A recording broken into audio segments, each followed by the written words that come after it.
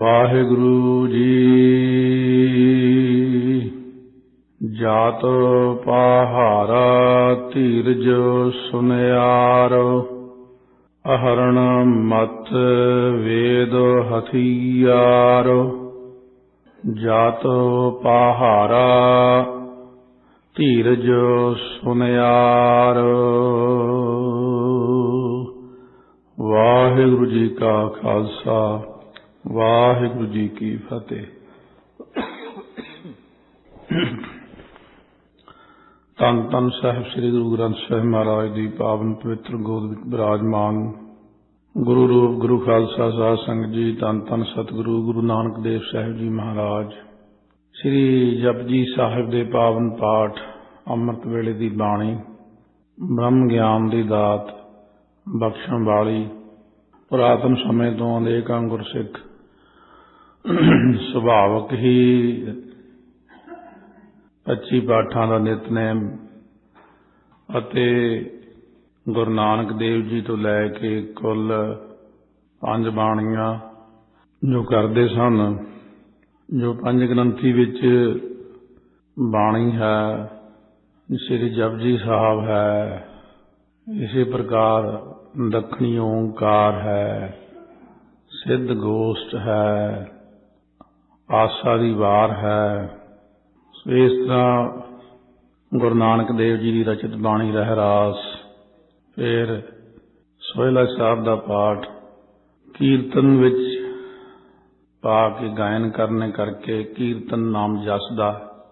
ਅਸਲ ਵਿੱਚ ਅੱਖਰ ਦੋਵੇਂ ਇੱਕੋ ਹੀ ਨੇ। ਸੋਹਿਲਾ ਨਾਮ ਵੀ ਜਸਦਾ ਹੈ, ਕੀਰਤਨ ਨਾਮ ਵੀ ਜਸਦਾ ਹੈ। ਕੀਰਤਨ ਸੋਹਿਲਾ। ਸ੍ਰੀ ਹਰਿਮੰਦਰ ਸਾਹਿਬ ਦੀ ਪੁਰਾਣੀ ਮਰਿਆਦਾ ਅਨੁਸਾਰ ਕੀਰਤਨ ਸੋਹਿਲਾ ਰਾਗੀ ਸਿੰਘ ਗਾ ਕੇ ਕੀਰਤਨ ਦੁਆਰਾ ਪੜ੍ਹਿਆ ਕਰਦੇ ਸਨ। ਸੋ ਇਸ ਤਰ੍ਹਾਂ ਕੀਰਤਨ ਸੋਹਿਲਾ ਨਾਮ ਪਿਆ। ਸੋ ਮਹਾਰਾਜ ਗੁਰੂ ਅਰਜਨ ਦੇਵ ਜੀ ਨੇ 52 ਅੱਖਰੀ ਦੀ ਦਾਤ ਬਖਸ਼ਿਸ਼ ਕੀਤੀ। ਇਸ ਤਰ੍ਹਾਂ ਜਿੱਥੇ ਪੁਰਾਣੀਆਂ 5 ਬਾਣੀਆਂ ਅਤੇ ਨਾਲ ਜੋ 10ਵੇਂ ਪਾਤਸ਼ਾਹ ਨੇ ਫਿਰ ਕਿਰਪਾ ਕੀਤੀ, ਜਪਜੀ ਸਾਹਿਬ, ਜਾਪ ਸਾਹਿਬ, ਸਵਈਏ, ਚੌਪਈ ਸਾਹਿਬ, ਸ੍ਰੀ ਆਨੰਦ ਸਾਹਿਬ, ਸ਼ਾਮ ਨੂੰ ਰਹਿਰਾਸ, ਫਿਰ ਰਾਤ ਨੂੰ ਕੀਰਤਨ ਸੋਹਿਲਾ। ਇਉਂ ਗੁਰਾਂ ਨੇ ਜੋ ਬਾਣੀ ਦੀ ਦਾਤ ਬਖਸ਼ਿਸ਼ ਕੀਤੀ ਹੈ, ਬੜੇ ਪੁਰਾਤਨ ਸਿੰਘ ਸਾਰੇ ਹੀ 25 ਪਾਠ ਸੁਭਾਵਕ ਹੀ ਕਰਿਆ ਕਰਦੇ ਸਨ, ਕਿਉਂਕਿ ਸਮਾਂ ਉਹਨਾਂ ਪਾਸ ਜ਼ਿਆਦਾ ਸੀ। ਦੂਸਰਾ ਪ੍ਰੇਮ ਬਹੁਤ ਜ਼ਿਆਦਾ ਸੀ। ਮੈਂ ਗੁਰਬਾਣੀ ਆਧਾਰ ਹੈ, ਗੁਰਬਾਣੀ ਲਾਗ ਰਹਾ ਹੂੰ। ਸੋ ਇਸ ਤਰ੍ਹਾਂ ਮਹਾਰਾਜ ਦੀ ਪਾਵਨ ਬਾਣੀ ਦੇ ਅਭਿਆਸ ਕਰਨ ਵਿੱਚ ਬਹੁਤ ਗੁਰਸਿੱਖਾਂ ਦੇ ਨਾਮ ਆਉਂਦੇ ਹਨ। ਇਹਦੇ ਨਾਲ ਬੜੀ ਕਿਰਪਾ ਹੁੰਦੀ ਹੈ, ਸਤਿਗੁਰੂ ਬਖਸ਼ਿਸ਼ ਕਰਦੇ ਹਨ। ਸੋ ਆਓ, ਸਤਿਗੁਰੂ ਮਹਾਰਾਜ ਜੀ 38ਵੀਂ ਪੌੜੀ ਦੀ ਦਾਤ ਬਖਸ਼ਿਸ਼ ਕਰਦੇ ਨੇ ਆਪਾਂ ਨੂੰ। ਬੇਨਤੀ ਹੋਈ ਹੈ ਕਿ ਆਪ ਜੀ ਨੇ ਪਰਮੇਸ਼ਰ ਦਾ ਜੋ ਜਸ ਕਥਨ ਕਰਨਾ ਸੋਨੇ ਵਾਂਗ ਕਿਹਾ। ਸੋ ਜਿਵੇਂ ਸੋਨੇ ਦੇ ਘੜਨ ਦੀ ਵਿਧੀ ਹੈ ਜਿਹੜੀ, ਉਹਦੇ ਲਈ ਸੁਨਿਆਰਾ ਭੱਠੀ ਬਾਲਦਾ ਹੈ, ਲੋਹੇ ਦੀ ਐਰਨ ਰੱਖਦਾ ਹੈ, ਫਿਰ ਖੱਲਾ ਹੁੰਦਾ ਹੈ, ਧਵਾਂਕਣੀ, ਕੁਠਾਲੀ ਆਦਿਕ, ਅਤੇ ਫਿਰ ਇੱਕ ਛੋਟੀ ਜਿਹੀ ਥੌੜੀ ਹੁੰਦੀ।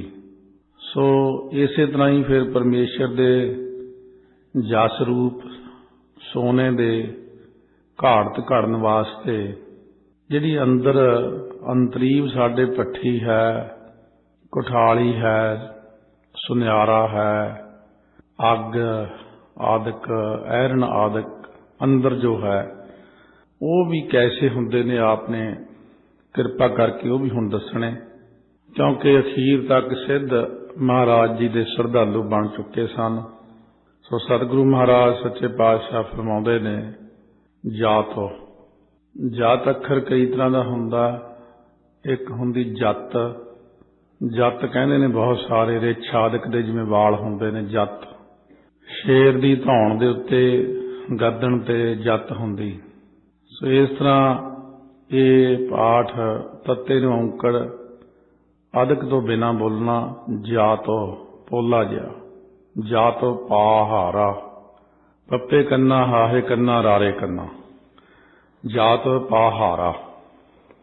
ਭਾਵ ਸਾਰੀਆਂ ਇੰਦਰੀਆਂ ਨੂੰ ਜਿੱਤਣਾ, ਜਿਹੜਾ ਜਿੱਤ ਲੈਣਾ ਸਾਰੀਆਂ ਇੰਦਰੀਆਂ ਦਾ, ਜਤ ਰੱਖਣਾ ਹੈ ਜਿਹੜਾ, ਆਪਣੇ ਜਤ ਸਤ ਵਿੱਚ ਕਾਇਮ ਰਹਿਣਾ ਜਿਹੜਾ, ਮਹਾਰਾਜ ਕਹਿੰਦੇ ਇਹੀ ਪੱਠੀ ਬਣਾਵੇ ਸਭ ਤੋਂ ਪਹਿਲਾਂ।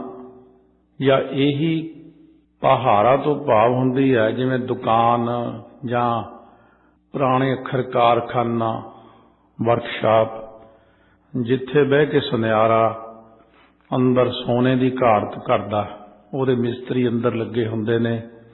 ਦੁਕਾਨ ਉੱਤੇ ਤਾਂ ਵੇਚਿਆ ਜਾਂਦਾ ਹੈ ਕੇਵਲ, ਜਿੱਥੇ ਘਾੜਤ ਕਰਦਾ ਹੈ ਉਹ ਕਾਰਖਾਨਾ ਜਿਹੜਾ। ਪਹਾਰਾ ਤੋਂ ਭਾਵ ਕਾਰਖਾਨਾ ਬਣਾਵੇ ਜਤ ਦਾ। ਇਸ ਕਰਕੇ ਮਹਾਰਾਜ ਸੱਚੇ ਪਾਤਸ਼ਾਹ ਕਹਿੰਦੇ ਜਤ ਰੱਖੇ ਬੰਦਾ, ਇਨਸਾਨ, ਕਿਉਂਕਿ ਇਹ ਕਲਯੁਗ ਦੇ ਅੰਦਰ ਜਤ ਰੱਖਣਾ ਬਹੁਤ ਜ਼ਿਆਦਾ ਔਖਾ ਹੈ। ਸੋ ਕਈ ਪ੍ਰਕਾਰ ਦਾ ਜਤ ਮਹਾਰਾਜ ਨੇ ਦੱਸਿਆ। ਸੋ ਇਸ ਕਰਕੇ ਮਹਾਰਾਜ ਸੱਚੇ ਪਾਤਸ਼ਾਹ ਫਰਮਾਉਂਦੇ ਨੇ, ਜਿਵੇਂ ਗ੍ਰਸਤੀ ਦਾ ਜਤ ਹੈ, ਏਕਾ ਨਾਰੀ ਜਤੀ ਹੋਏ ਪਰ ਨਾਰੀ ਧੀ ਭੈਣ ਮਖਾਣਾ। ਦੇਖ ਪਰਾਈਆਂ ਚੰਗੀਆਂ ਮਾਵਾਂ ਭੈਣਾਂ ਧੀਆਂ ਜਾਣਾ, ਪਾਰਤਰੀਆ ਰੂਪ ਦੀਰਘ ਸਮਾਨ ਲਗ ਜਾਵੇਦਿਕ, ਔਰ ਜਨਨੀ ਭਗਨੀ ਸੁਤਾ ਰੂਪ ਕੈ ਨਿਹਾਰੀ ਹੈ। ਸੋ ਮਹਾਰਾਜ ਫਰਮਾਉਂਦੇ ਨੇ, ਸੋ ਗਿਰਹੀ ਜੋ ਨਿਗ੍ਰਹ ਕਰੈ, ਜਪ ਤਪ ਸੰਜਮ ਭੀਖਿਆ ਕਰੈ, ਐਸਾ ਬਣ ਕੇ ਰਹੇ, ਪੁੰਨ ਦਾਨ ਕਾ ਕਰੇ ਸਰੀਰ, ਸੋ ਗਿਰਹੀ ਗੰਗਾ ਕਾ ਨੀਰ। ਇਸ ਤਰ੍ਹਾਂ 8 ਅੰਗਾਂ ਕਰਕੇ ਵਿਹੰਗਮ ਨੂੰ ਜਤੀ ਰਹਿਣ ਦਾ ਹੁਕਮ ਹੋਇਆ।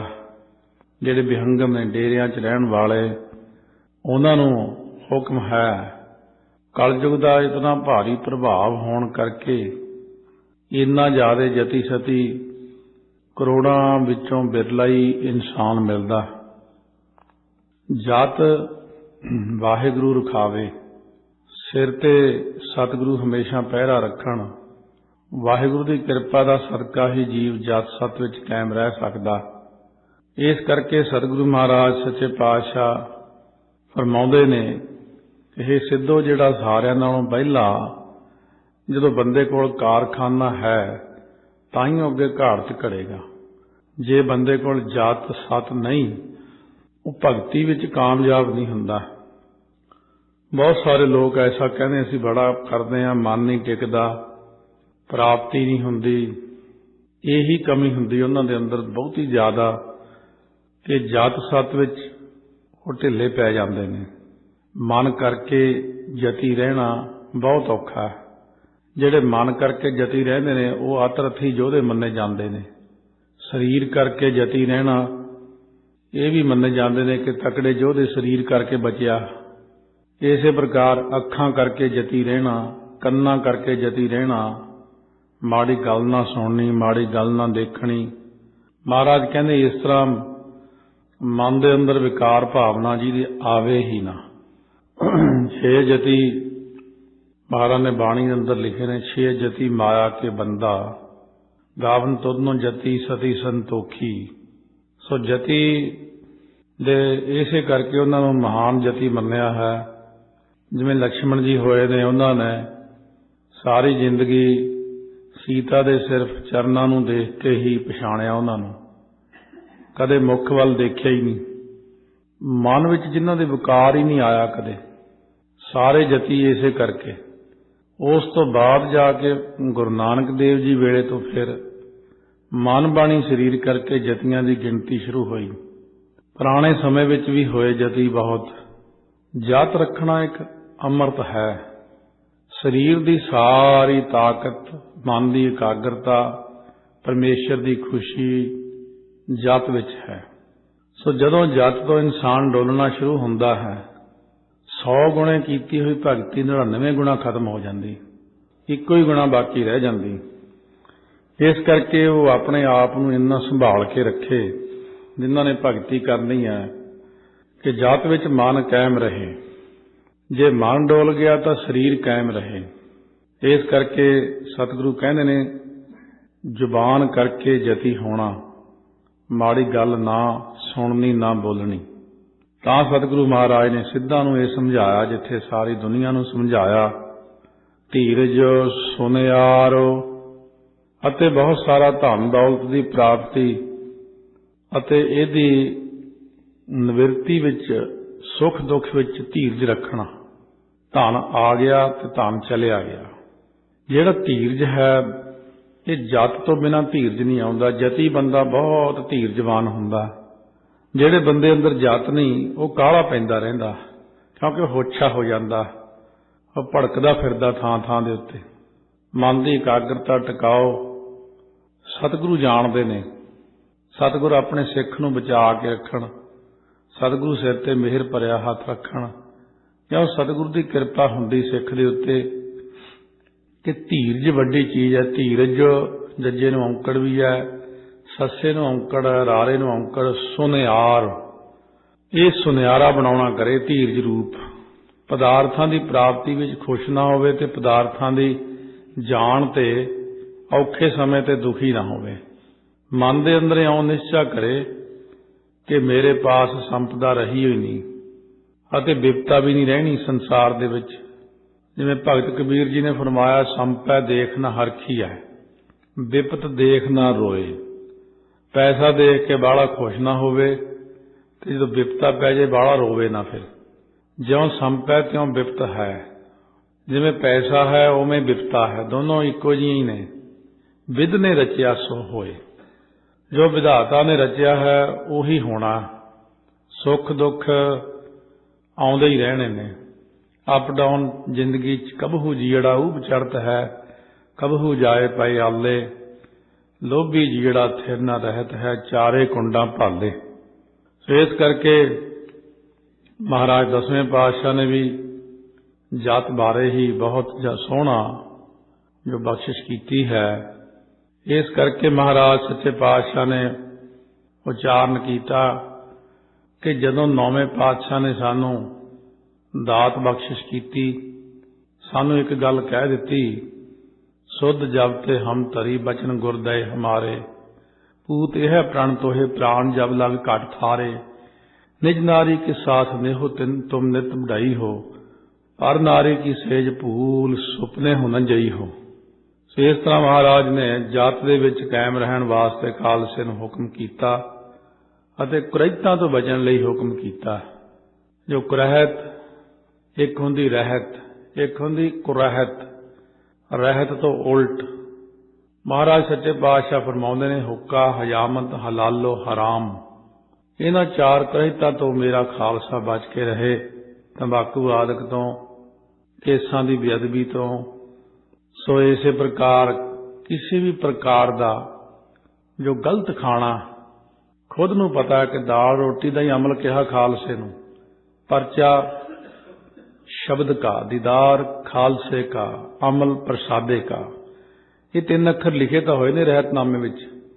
इस करके महाराज ने कहा किसी प्रकार का भी मीट, आंडा, शराब, ये गलत चीज़ां खाण तो मना कीतियां ने महाराज ने। सानू कोई शौक नहीं गा भी मैनू कोई लालच नहीं भी मैनू मेरे घरे फिर चैक आउणगे बहुत इस गल दे भी मैनू कोई वडियाई मिलने वाली आ भी जां मैं प्रैस करके आपदे कोलों कोई गल कहना। जो निश्चय करके गल सही आ उही गल कहनी है। जो मैं अपनी जिंदगी च अपने प्रैक्टिकल च सोच विचार करदा कि जब रोटी खा के दुध पी के इन्ने विकार फुरदे आ ते मांस खा के किन्ने के विकार फुरनगे, आंडे खा के किन्ना क बंदा जती सती रह सकदा। वो तो गर्मी बहुत हुंदियां चीज़ां, संभाल ही नहीं हुंदी शरीर तो। सो इस करके जिन्हां ने भजन बंदगी करनी है, जिन्हें मन नूं टिकाउणा, मैं उहदी गल करदा। जिन्हें सारा दिन विषयां विकारां वाल ही ध्यान रखना, जबान दे स्वाद विच ही फसिया होया, असीं उहनां नूं कुछ भी नहीं कहंदे। असीं किहड़ा बांह फड़दे किसी दी आके भी तूं आ ना कर। केवल आज़ादी है बोलण दी स्टेज ते इस गल दी कि सही गल कही जावे। आपां ने किसी दे प्रभाव नूं नहीं मनना। आपां ने गुरु ग्रंथ साहिब दे कोल बैठ के जो गुरु ग्रंथ साहिब च लिखिया है ਉਹੀ ਸਿੱਖਿਆ ਨੂੰ ਬੋਲਣਾ।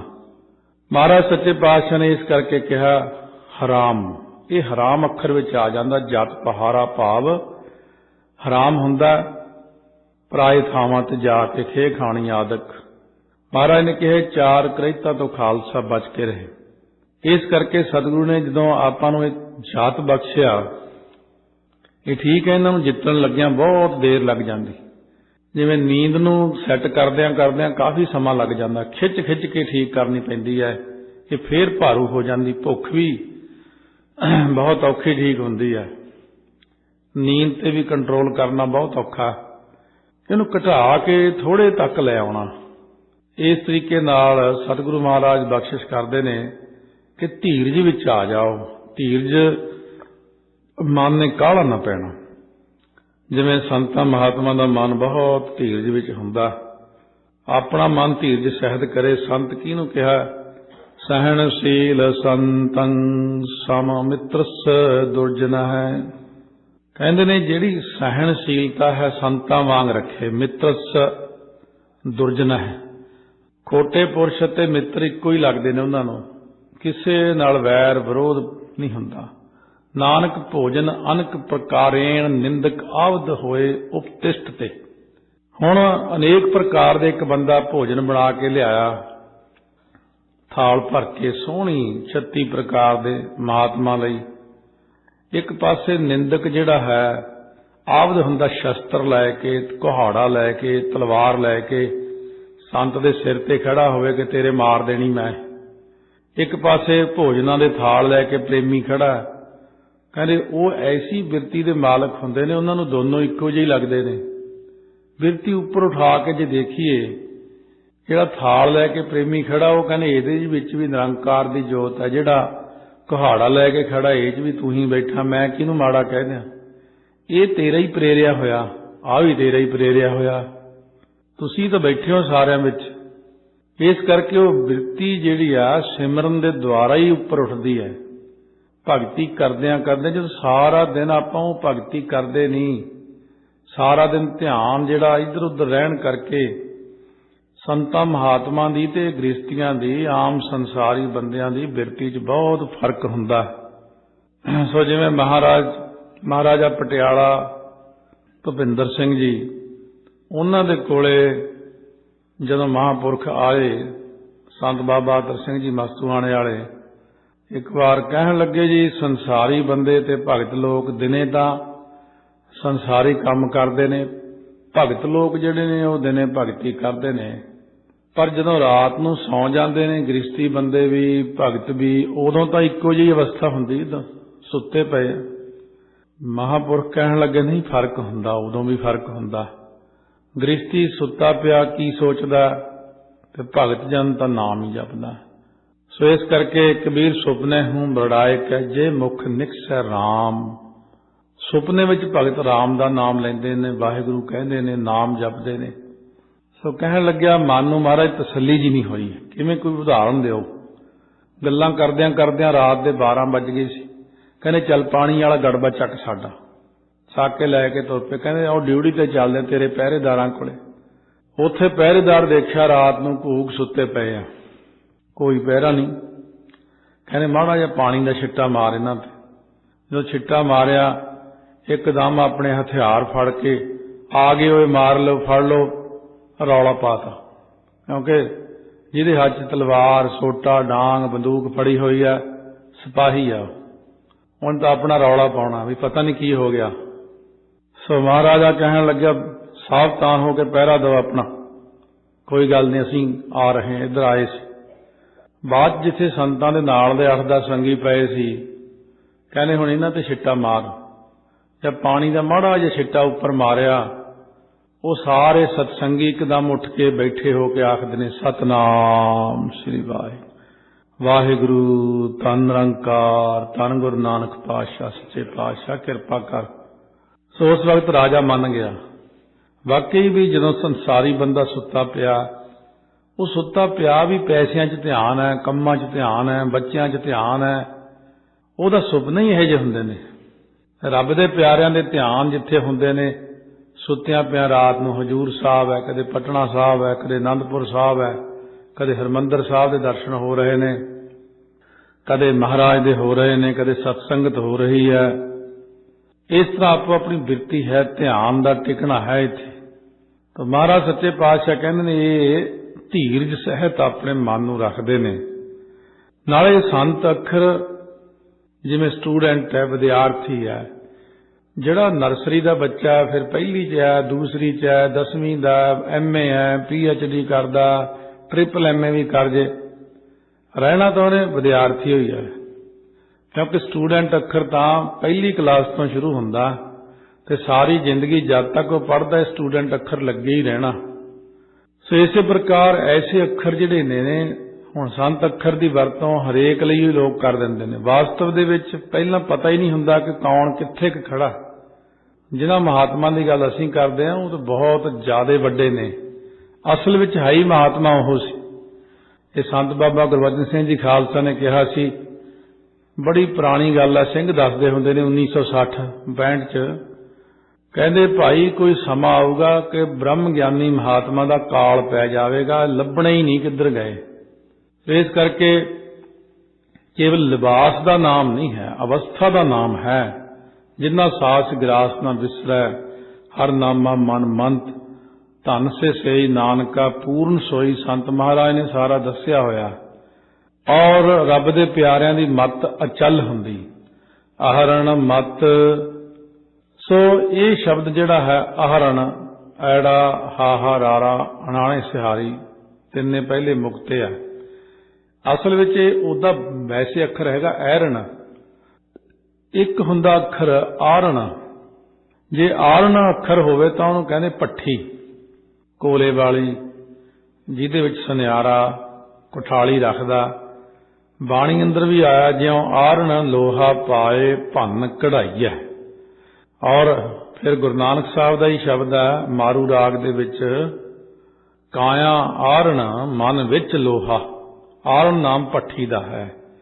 पंच अगन तित लाग रही, कोयले पाप पड़े तिस ऊपर, मन जलिया सन्नी चिंत पई। ये शब्द है मारू महला पहला घर पहला, करनी कागद मन मसवाणी, बुरा भला दोए लेख पए।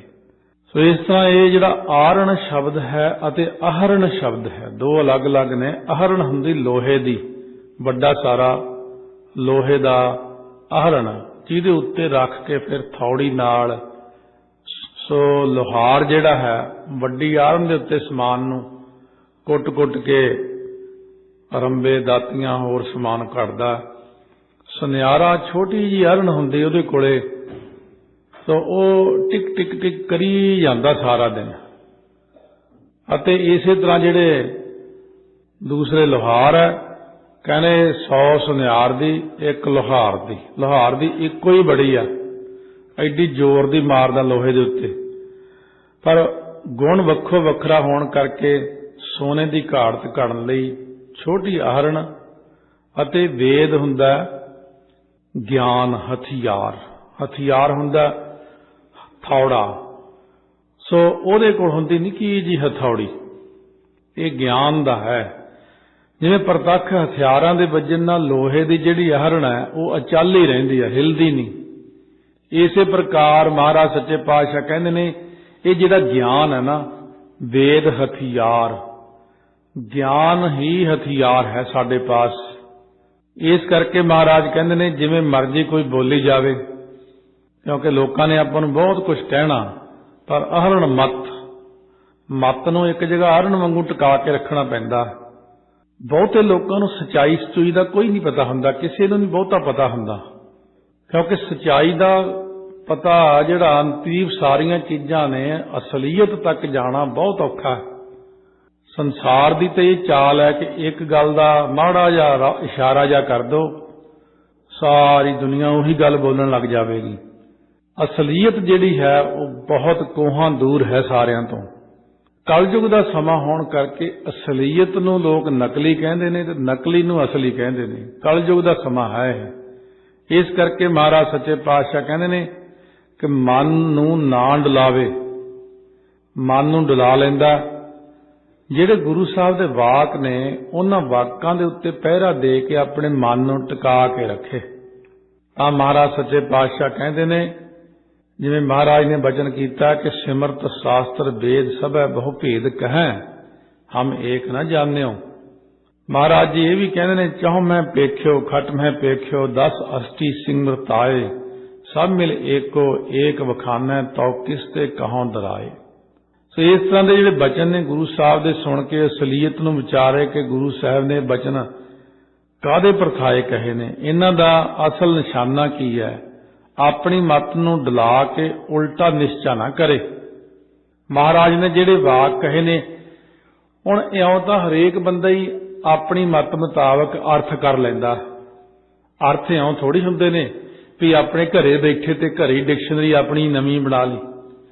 सो जिवें कोई खाण पीण वाला बंदा कह रहा सी कि खाना पीना पवित्र है, बाणी च लिखिया है जो मर्जी खाई जाओ जी, महाराज ने लिखिया खाना पीना पवित्र है। ये तो खरड़ ज्ञानियां वालियां गल्लां घरे बह के गल बना लैनी। महाराज दा तां कहण दा भाव जिहड़ा सी ओह तां समझिया नहीं। महाराज दा तां मतलब है कि भगतां दा खाना पीना जो पवित्रता वाला खाना खांदे ने भगत, ते लोकां ने कोलों ही गल्लां बना लईआं। हुण जिवें महाराज सच्चे पातशाह जी ने उच्चारण कीता है जिहड़ा वचन, सतगुरु जिवें कहंदे ने वचन कि हक पराया नानका उस सूअर उस गाए गुर पीर हामा तां भरे जां मुरदार ना खाए। सतगुरु दे बहुते वचन ऐसे ने जिहड़े भाव अर्थ दे नाल जुड़े हुए ने। जिवें सतगुरु कहंदे ने, इहो जग धूए का पहाड़ तैं साचा मानिया के विचार। ये संसार धूए का पहाड़ है, ते जे कोई न्याणिਆਂ वांगू कहे धुआं दिखदा तां है नहीं किते। गल तां समझाउण दी है भी सतगुरु की समझा रहे ने। इउं जिहड़ा है मन की एकाग्रता बना के मन नूं डलावे ना। जिवें मैं बहुत सारियां विचारां रखदा अपणियां, बहुत सारियां गल्लां लोग ये समझते हैं भी इहनूं इन्हां गल्लां दा पता ही नहीं, भी सानूं ज़्यादा पता है। बहुत दुनिया नूं ऐसा ही हुंदा कि फलाने विद्वान ने तां ऐ कहा, फलाने ने ऐ कहा। नहीं, कोई मैनूं वडियाई लैण दी इच्छा नहीं है, मैनूं कही नहीं कि मैनूं इनाम दिओ। अक्सर साडी भी तां सारी जिंदगी लंघी इस पासे नूं, असीं किहड़ा होर कोई काम कीता। 10वीं तो बाद लोग डिप्लोमा करते हैं, कई कुछ करते, वो 10 साल ला के कोई डॉक्टर बन गया बड़ा, कोई। असीं 10वीं तो बाद 32 साल हो गए हुण इसे पासे, और इन्नी खोज, इन्नी चारे पासे रब दे प्यारिਆਂ दे नाल मिलाप, और बहुत बड़े बड़े गुरमुखां दी संगत करके महाराज की कृपा नाल इन्नी सोझी हुंदी इंसान नूं। सच्चाई जिहड़ी है वो एक होर चीज़ हुंदी है, ते बाकी दीयां सारियां जिहड़ियां गल्लां ने, ये सारियां गल्लां जे मन दे तौर ते आपे ही कोई सोच के उन्हां गल्लां नूं बनाउंदा, गलती। सच्चाई कुछ होर हुंदी है, असलीयत कुछ होर हुंदी है। इस करके जिहड़ी भी गल कदे भी दास ने कही कथा च, महाराज की हजूरी विच आपां कदे भी गलत गल जां झूठी गल नहीं कहंदे हां। हर गल बहुत विचार के, कथा च आउण तो पहला कोई गल अही जी मेरे मन च आ जाए, कोई शंका वाली गल होवे, कोई दुनिया के रौले दी, मैं किते एवें स्टेज ते नहीं आके बहिंदा। पहला मेरी घट्टो घट 5 उन्हां बंदियां नाल गल हुंदी जिहड़े बहुत उच्च कोटि दे मालक ने, अवस्था दे मालक ने, भी मैनूं आ शंका निवृत्त करो मेरा, क्योंकि मैं स्टेज ते बहना, मैं लखां लोकां नूं उपदेश करना जाके, आ दुनिया के अंदर रौला है, इहदी निवृत्ति करो। ये 10वें पातशाह नूं बेनती करके पुछो, आ अकाल पुरख जी नूं वचन करके पुछो, मैनूं इहदे बारे स्पष्टीकरण चाहीदा। नहीं स्टेज ते नहीं मैं बोलना, फिर जां मैं कथा बंद करके घर बह जाना। फिर तो इस करके जदों मैनूं सॉलिड प्रूफ मिलते हैं सारे, जो रब दे प्यारे कह देण महाराज नूं पुछ के, महाराज अग्गों कह देण हाँ भाई ये साडी ही किरत सारी, उदों बाद मैं स्टेज ते आके चीज़ बोलदा। बाकी तुसी देखो अपनी अपनी अवस्था जरूर बनाओ, सारे मेहनत करो, अपने अंदर प्रकाश करो, अपनी निगाह अंदरली खोलो, जां फिर किसी ऐसे पुरुष नूं मिलो जिहदी अख खुली होवे ते उहनूं पुछ लो सारा कुछ। ये जिहड़ियां इधर उधर लोकां दीयां गल्लां सुन के अपना मन भटकदा रहा, इधर उधर गल्लां सुन के मन इधर उधर हो रहा, ये चंगी गल नहीं है। सानू इउं नहीं कि असीं कह सकते चलो सानू कि जो मर्जी कोई बोली जावे। साडा भाव अर्थ यह कहण दा कि बंदा डुबदा होवे सामने तो उन्हें बचा लेना चाहिए। कल नूं जे उन्हें इन्नी सज़ा मिलनी है, इन्ना औखा होना उन्हें, और कल नूं जो कहेगा कि हाँ जी ये गल्लां सच्चियां सी, सानू तां किसी ने गुमराह करता, वो भी चंगा नहीं है। इस करके जे मन की कोई शंका भी होवे किसी दी, वो मेरे नाल विचार कर सकदा, आके शंका निवृत्त कर सकदा है। असल विच जिहड़ी मैं गल कढ़ी सारिआं नालों वड्डी जां गुरमुखां तो पुछी है जां उन्हां ने गाहां अपनी बिरती अनुसार व्यापक परमेश्वर तो पूछी, उत्थे तां यही थर्मामीटर च गल आई कि इहदे भाई शरधा च कमी है, इन्हां दी शरधा दी घाट है। जे शरधा दी उचाई होवे तां ओह औगण नूं भी गुण करके ही देखदा, ते जे शरधा च कमी है ताइयों ये चीज़ां सामने आउंदियां, पर है तां नहीं इत्थे औगण कोई। शरधा होवे ना तां उन्हां दी भावना ही वखरी हुंदी है, ते निशरदक पुणे विच गल्लां ही गलत पासे नूं बंदा लै जांदा। इस करके शरधा दी कमी है। शरधा नूं होर वधाईए, होर उच्चा चकीए तां सतगुरु महाराज किरपा करदे ने कि धीरज सुनियार बना लेना, आहरण मत नूं अचल रखना। सानू लख कोई कही जावे आके आ गल है, आ गल है, आ गल है, या नहीं कोई डला सकदा आके। ते आम बंदे नूं कोई माड़ी जी गल कहो उसे टाइम डोल जांदा, उसे वक्त भावें कोई शरारती कर दे, भावें कोई झूठ ही बोल दे उहदे कोले। इस करके महाराज कहने अचल मत रखो। गुरमत मत अचल है, चलाए ना सकै कोई।